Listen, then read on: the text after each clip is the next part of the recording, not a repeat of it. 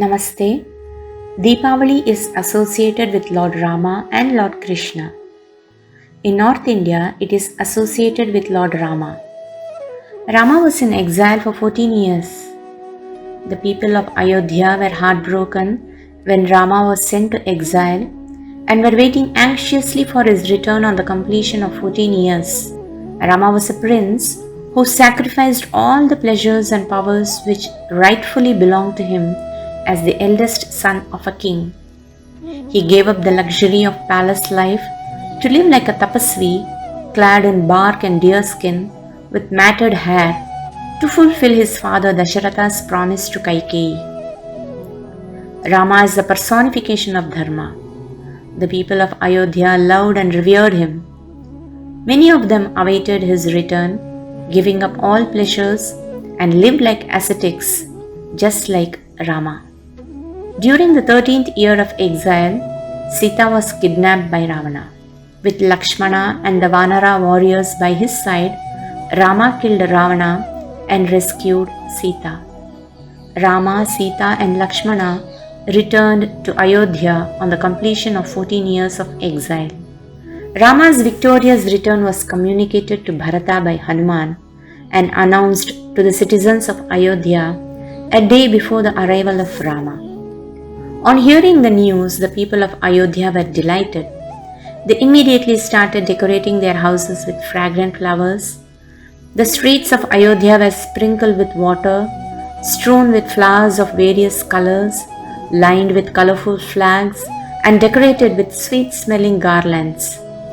Pleasant musical instruments were played in the public areas. People offered worship to their Kuladevata and lit lamps the whole night till sunrise to welcome Lord Rama.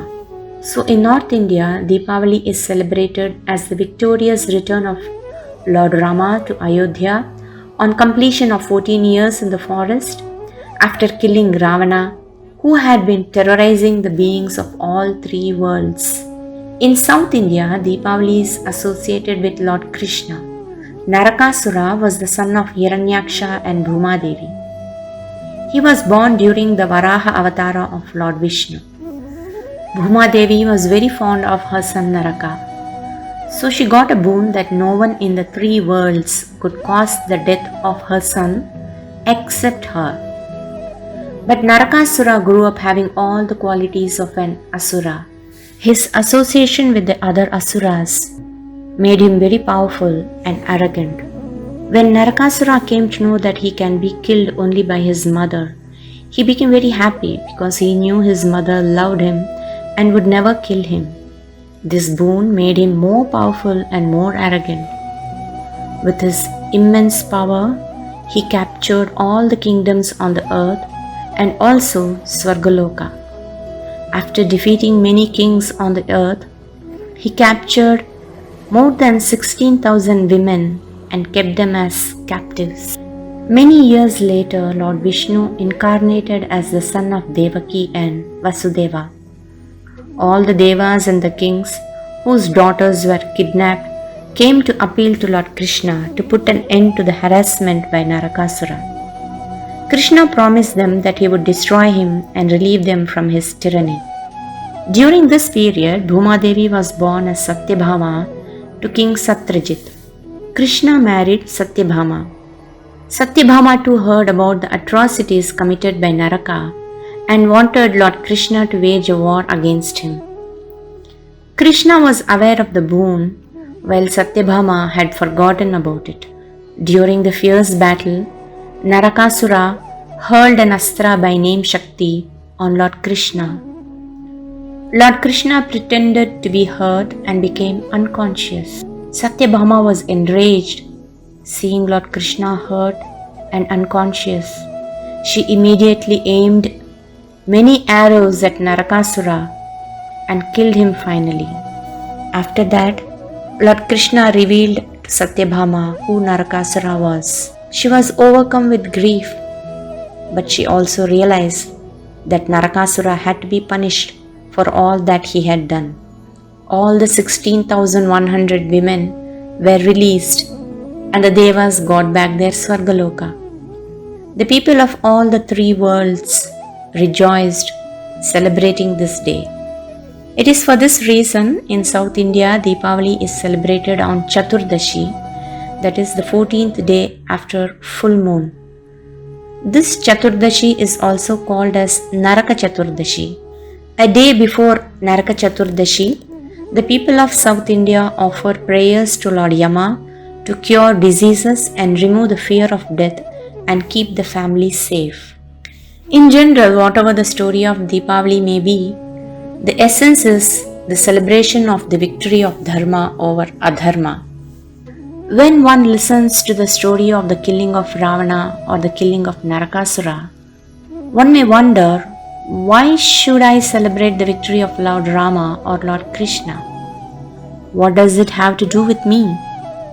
When we hear about terrorist attacks or kidnapping or looting, we feel angry and sad and helpless and want the perpetrator to be punished, even if we are not directly affected by it.